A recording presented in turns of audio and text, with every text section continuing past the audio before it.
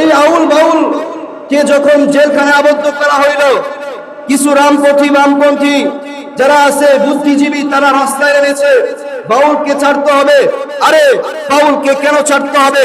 যেই বাউল আমার আল্লাহ তাআলার শানে কুকর্তি করেছে, এই বাউলকে বাংলার জমিনে, মুসলমানের জমিনে ফাঁসি দিতে হবে। কথা বলেন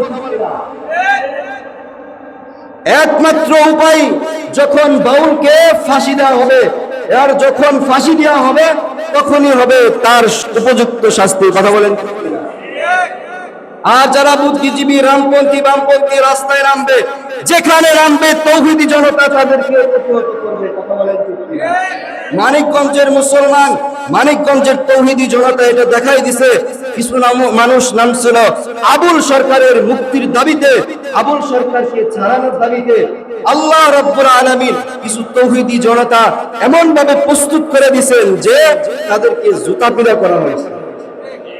এরপরে কোন বুদ্ধিজীবী যদি বলেন, কোন সাংবাদিক, বিভিন্ন মিডিয়ার ভিতরে দেখা যায় সাংবাদিকরা বলেন যে আবুল সরকার তো নাকি তাদের সাথে সংঘর্ষ করতেছি। আরে আমরা কিসের সংঘর্ষ করব? আমাদের তো কোনো সংঘর্ষ আগে ছিল না, এখন কেন থাকবে?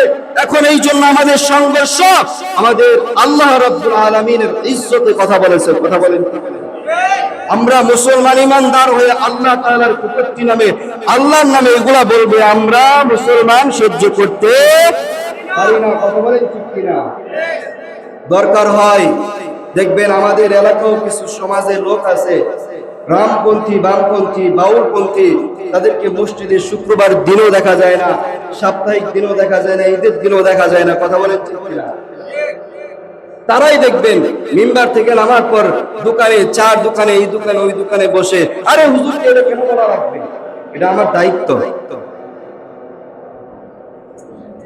আল্লাহ তাআলার শানে কথা বলবে, আর আমরা মুসলমান ইমানদার হয়ে বসে থাকবো? আমরা ওই মুসলমান না। কথা বলেন ঠিক কিনা? মানিকগঞ্জের এক প্রোগ্রামে আবুল সরকার আল্লাহ তাআলা কে নিয়ে এমন বাজে মন্তব্য করেছেন, নাউজুবিল্লাহ, যে আল্লাহ তাআলার নাকি আগামাতা কোনো কিছু বুঝে যায় না।